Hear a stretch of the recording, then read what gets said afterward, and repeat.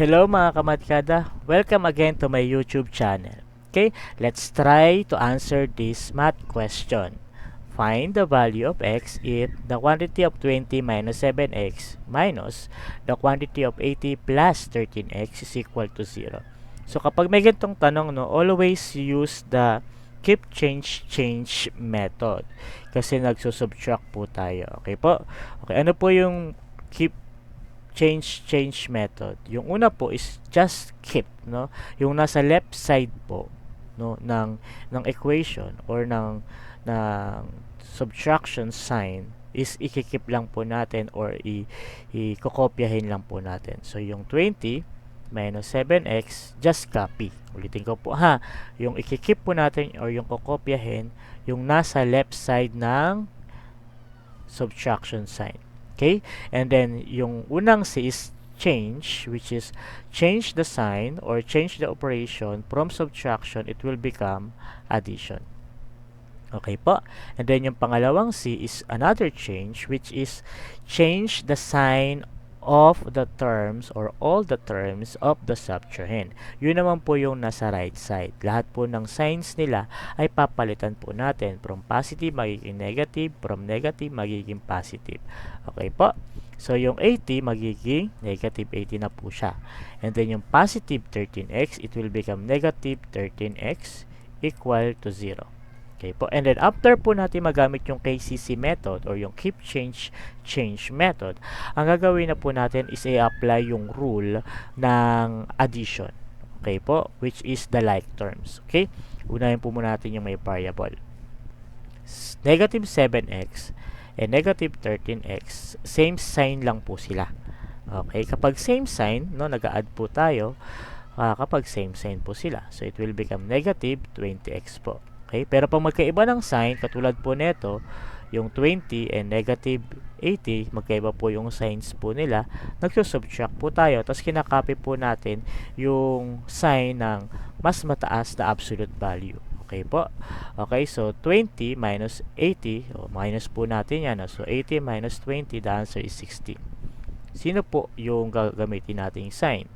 Which is positive or negative po ba? The answer po is negative. Bakit po? Because 80 ay mas malaki po kaysa po kay 20.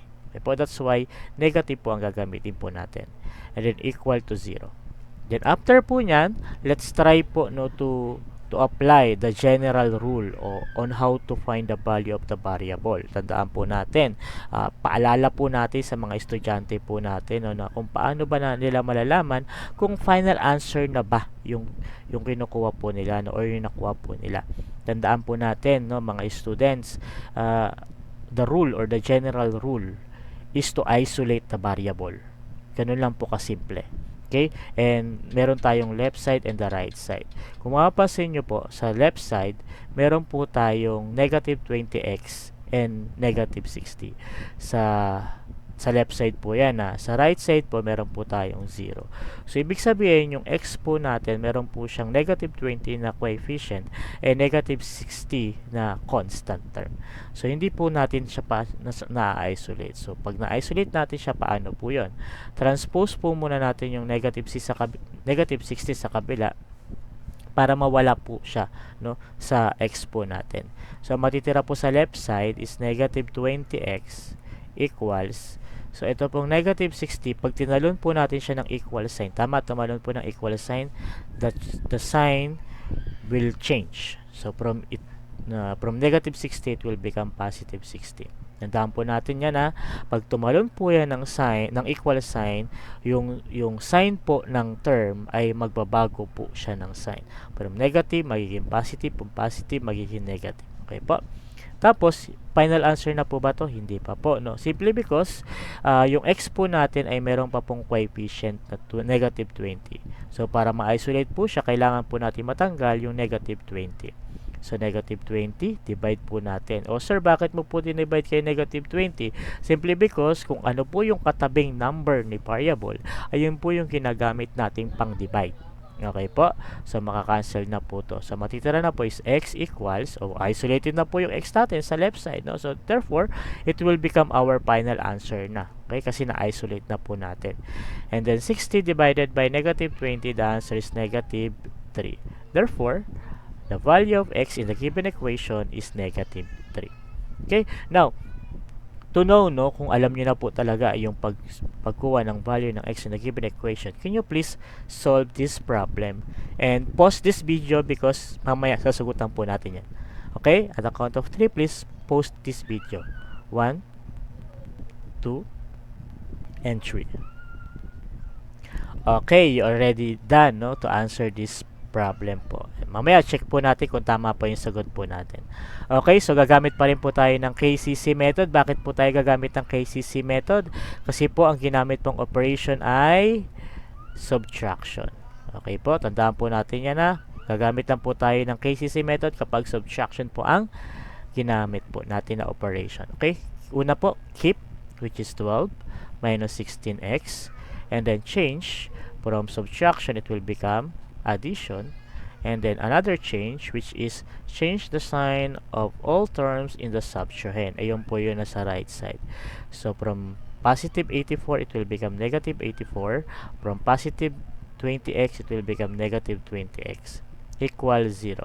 Okay, tapos rule of addition, which is the like terms, negative 16x and negative 20x, same sign, so add. So it will become negative 36x. Okay, 12 positive, negative 84, so different sign, so subtract. So 72. Okay, and then ano po yung sign ni 72, positive or negative? That's correct, negative. Why?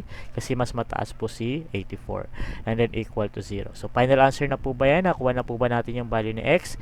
Hindi pa po, kasi yung variable po natin na x ay hindi pa po siya na-isolate. So transpose ko po yung negative 72 para po matira sa left is yung merong letter or variable. So it will become 72 positive. Why? Kasi pag nag-transpose po tayo or tumalon po yung term sa right side or sa equal sign, mag-change po yung sign niya. So and then, divide both sides kay negative 36. Very good po. So cancelled out na po to. Therefore, the value of x now is 72 divided by negative 36. That's correct, negative 2. Okay, therefore, the value of x in the given equation is negative 2. Okay, that's all for today mga kamatkada. If you like this video, please hit the notification bell and don't forget to subscribe my YouTube channel. Bye-bye!